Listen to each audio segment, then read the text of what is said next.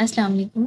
ANG 101 mid term preparation का ये part 2 है और अगर आपने पार्ट 1 नहीं देखा तो पहले आप उस वीडियो को वॉच कर लें कि हो सकता है कि जो चीज़ें मैंने उस वीडियो में डिस्कस की हैं मैं भी यहाँ पे रिपीट ना करूँ। तो चलिए अपनी प्रिपरेशन कंटिन्यू करते हैं। फर्स्ट MCQ है, the central point is the main idea of the passage made of the 2 और more paragraphs.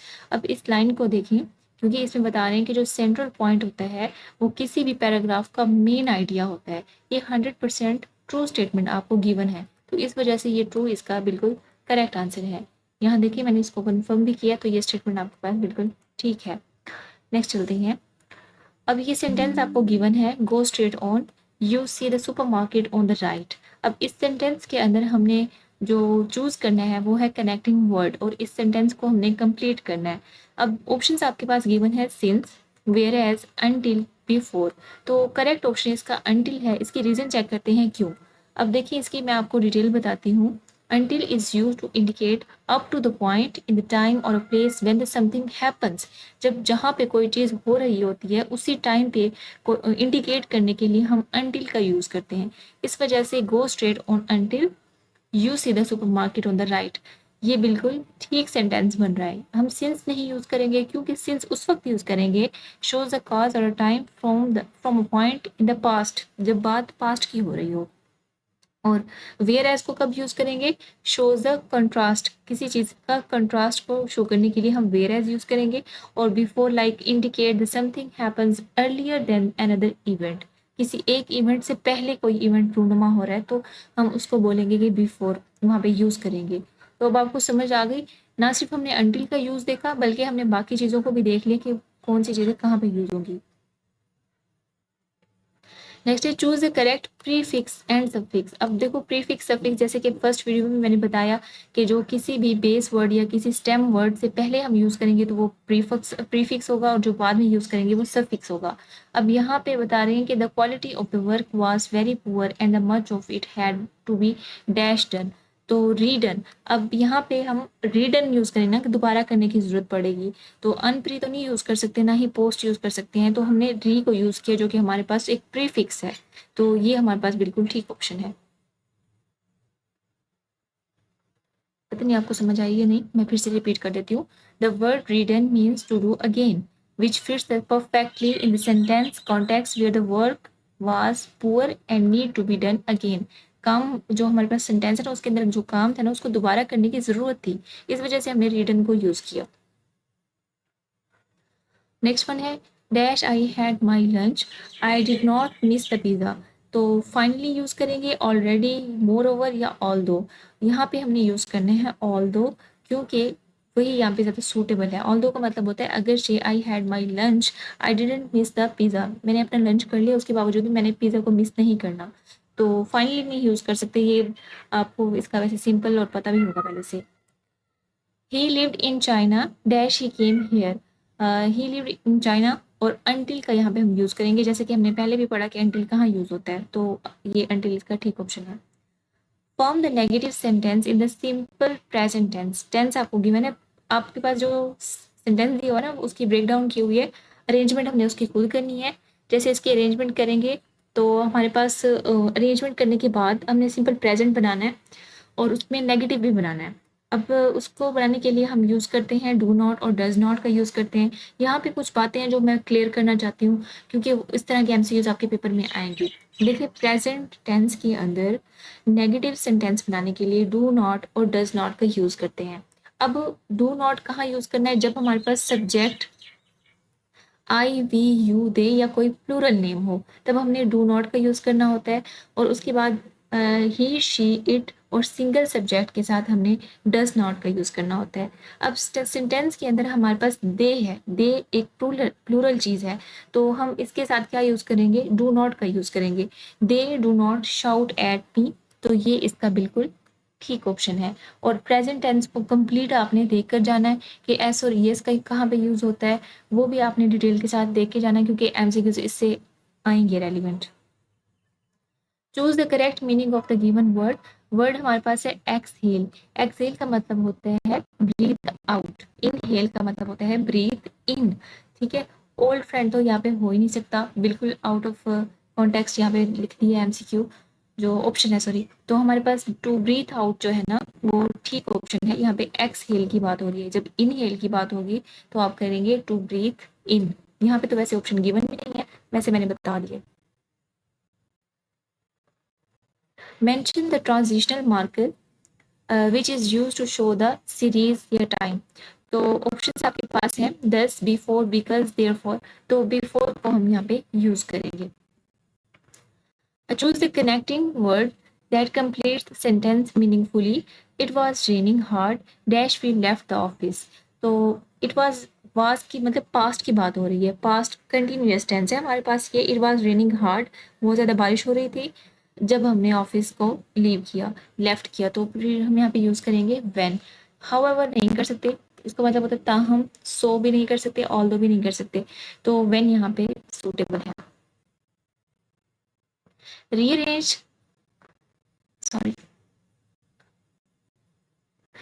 rearrange and form the positive sentence in the simple present tense। तो सेंटेंस आपको given है I the question answer. तो सबसे पहले देखिए हमारे पास सब्जेक्ट है और यहाँ पे हमने कोई नेगेटिव इंटेरोगेटिव नहीं बनाना, सिंपल प्रेजेंट टेंस बनाना है। तो हमने बस इसको अरेंज कर लेना है, आई आंसर द क्वेश्चन। लेकिन अगर हमारे पास सब्जेक्ट आई के अलावा ही, शी, इट और सिंगल नेम होता तब हमने फर्दर एस और ई एस का यूज़ भी करना था। और एस और ई एस का यूज़ करते हुए भी हमने एक और चीज़ डिसाइड करनी होती है कि जो हमारे पास वर्ब होता है ना उसके लास्ट में जो लेटर्स होते हैं, अगर C H S H O या फिर एक्स हो या डबल एस हो तब हम ई एस का यूज़ करते हैं। लेकिन पहले हमें सब्जेक्ट देख लेना है और अगर उसके अलावा जो बाकी होंगे उनके साथ एस का यूज़ करना है। लेकिन आई वी यू दे और प्लूरल के साथ ना ही एस लगना है और ना ही ई एस लगना है। अगर समझ नहीं आई तो आप वीडियो को पॉज करके रीप्ले कर लें। अच्छा, नेक्स्ट देखें, choose the correct prefix or suffix given below to complete the gap. अब ना यहाँ पे ऑप्शन कंप्लीट नहीं है तो इसको मैं स्किप करने लगी हूँ, वहाँ पे स्टेटमेंट गिवन नहीं थी। अब देखिए ना यहाँ पे पूछ रहे हैं कि कंप्लीट द गैप, हमें सेंटेंस गिवन नहीं है, सेंटेंस गिवन होगा तभी हम बताएंगे ना उसको। अब ये देखिए ये वाला एमसीक्यू देखिए, select the antonym of the talent.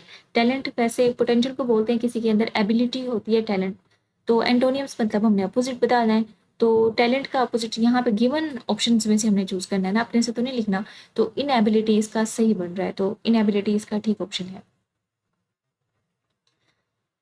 अब ये भी कंप्लीट नहीं है, ये फाइल मैंने नहीं क्रिएट की, ये फाइल जो है ना मैं महविश ने क्रिएट की है। तो वैसे है इंपॉर्टेंट फाइल, क्योंकि जब मैंने पहले भी एक सब्जेक्ट पे उनकी फाइल से वीडियो बनाई थी तो काफ़ी सारे एमसीक्यूज पेपर में आए हुए थे और वैसे है भी अपडेटेड 2024 की है। और देखिए नेक्स्ट देखिए, mark the statement as a true और फॉल्स। अब स्टेटमेंट हमारे पास गिवन है, the central point is the main idea of the passage made up of the two or more paragraphs. ये हमारे पास बिल्कुल एग्जैक्ट स्टेटमेंट गिवन है कि किसी भी पैराग्राफ का जो सेंट्रल पॉइंट होता है ना वही उसका मेन आइडिया होता है। तो ये ट्रू है, 100% करेक्ट है। Identify words that signal a contrast. अब कॉन्ट्रास्ट से रेलिवेंट हमने देखना है, ऑल इसका करेक्ट ऑप्शन है, बट भी, हाउएवर भी, इंस्टेड भी।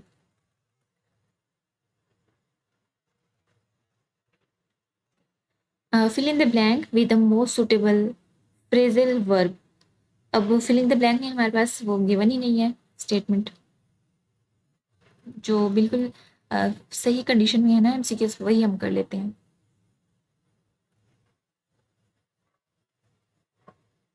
ये देखिए एंटोनियम ऑफ आइडेंटिफिकेशन, इसका जो हमारे पास एंटोनियम होगा ना वो होगा कम टुगेदर। और नेक्स्ट है प्रीफिक्स इन अ वर्ड, तो ये भी हमारे पास पूरी कंडीशन में है। ओके, ये अब हमारे पास ऑप्शन करने वाला है। Forming the negative sentence, statement आपको गिवन है, सैली हरीज टू स्कूल। अब पहले तो हमने जो सेंटेंस गिवन है हमने डिसाइड करना है कि ये किस टेंस में से आ रहा है। उसके लिए अब आपको टेंसेस वैसे पढ़ने चाहिए, आपको एटलीस्ट प्रेजेंट इंडेफिनिट और पास्ट इंडेफिनिट को तो ज़रूर देख कर जाएं। सैली हरीज टू स्कूल, अब सैली हमारे पास सिंगल है और हरीज के साथ देखिए हरी के साथ ES का यूज़ हो रहा है, तो आपको समझ लग जानी चाहिए कि प्रेजेंट इंडेफिनिट टेंस की बात हो रही है। जब हमने इसका नेगेटिव बनाना है तब ऑप्शन आपको गिवन है सैली डू नॉट। अब सैली सिंगल है, इसके साथ डू नॉट तो नहीं लगा सकते हम। Sally does not hurry to school, ये बिल्कुल ठीक इसका लग रहा है। तो और थर्ड वाला है सैली हरी नॉट टू स्कूल, ये भी नहीं होता क्योंकि प्रेजेंट इंडेफिनिट में जब हम नेगेटिव बनाते हैं तब डू नॉट और डज नॉट का यूज़ करते हैं, लेकिन डू और डज कहाँ लगना है ये आपको पता ही होगा कि ही शी इट और सिंगल के साथ डज का यूज़ करेंगे, आई वी यू दे और प्लूरल के साथ डू का यूज़ करेंगे। तो सैली एक सिंगल है, इस वजह से हम उसके साथ डज नॉट का यूज़ करेंगे, नॉट भी लगाएंगे, डज भी, और हरी टू स्कूल ये हमारे पास करेक्ट बन जाएगा सेंटेंस। ठीक है, अब हमने इसमें से सिनोनिम्स को आइडेंटिफाई करना है। वर्ड, अब सिनोनिम्स की डेफिनेशन बेसिकली हमने बतानी है। सिनोनिम्स होते क्या हैं, जो कि जिनका मीनिंग सिमिलर हो, आपको यही पता है ना कि जिसका मीनिंग सिमिलर हो वो सिनोनिम्स होते हैं। अब आपको स्टेटमेंट्स गिवन है कि words that are spelled the same way, ऐसे अल्फाज जिनके स्पेलिंग सेम हो, ये पूछ रहे हैं फर्स्ट ऑप्शन के अंदर। सेकंड ऑप्शन में पूछ रहे हैं कि words that sound the same but have different meanings, मतलब जिनकी साउंड बोलने में उनकी आवाज़ सेम हो लेकिन उनका मीनिंग डिफरेंट हो। थर्ड वाला है कि words that mean almost the same thing, मतलब वर्ड्स डिफरेंट हो लेकिन उनका मीनिंग ऑलमोस्ट सेम हो, तो यही चीज़ सिनोनिम्स होती है। तो ये सी जो ऑप्शन है ना ये बिल्कुल ठीक है, लेकिन जो डी ऑप्शन आपको दी है वर्ड्स दैट आर अपोजिट्स, तो ये तो एंटोनियम की डेफिनेशन दी हुई है। ओके, अब इंटेंसिव रीडिंग क्या होती है। अब use to find supporting idea, use to get the general idea, ये use when the reading for pleasure, ये use to find specific information. Sorry, तो ये डी ऑप्शन इसका ठीक है, इंटेंसिव रीडिंग यही होती है, use to find the specific information. Identifying the connecting word, यहाँ पे हमने कनेक्टिंग वर्ड को लगाना है इस सेंटेंस के अंदर। School will shut early, dash heavy snow is expected tonight.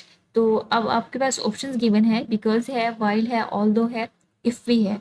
तो करेक्ट ऑप्शन इसका बिकॉज है, क्योंकि school will shut early, school जल्दी बंद हो जाएगा, क्योंकि जो है ना heavy snow is expected tonight, आज रात हैवी स्नो होगी, तो यहाँ पे बिकॉज जो है ना वो ठीक है। अब जो कंप्यूटर टर्मिनोलॉजी है, ये प्रोसेसिंग है, एडिंग है, डिलीटिंग है, ये क्रिएटिंग है, तो प्रोसेसिंग इसका ठीक ऑप्शन है। ओके,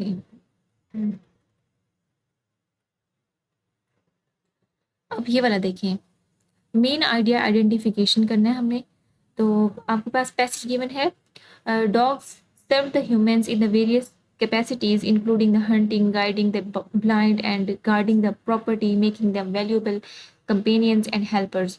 तो इसमें जो मेन आइडिया है वो हमारे पास है, dogs serve the humans in the various roles reflecting their status as the valuable companions and the assistants.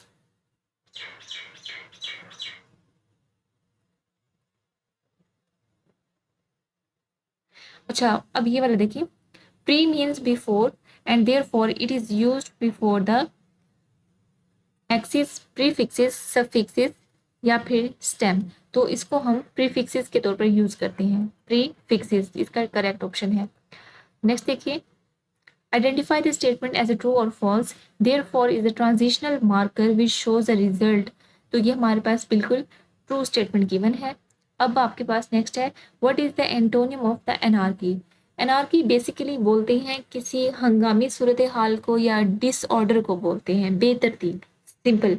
ठीक है, तो अब हमने इसका उलट बताना है, एनार्की का हमने एंटोनियम निकालना है, अपोजिट बताना है। तो ऑर्डर जो होगा ना वो फिर इसका बिल्कुल ठीक ऑप्शन बनेगा। जॉय, रिपब्लिक, ये बिल्कुल इरेलीवेंट है, तो ऑर्डर इसका जो है ना वो ठीक ऑप्शन है।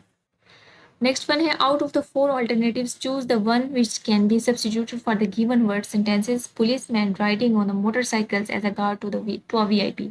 तो यहाँ पे हम क्या करेंगे, अटेंडेंस होगा, कमांड्स होगा, सर्वेंट्स होगा या आउटराइडर्स होगा। तो आउटराइडर इसका जो है ना बिल्कुल ठीक ऑप्शन है।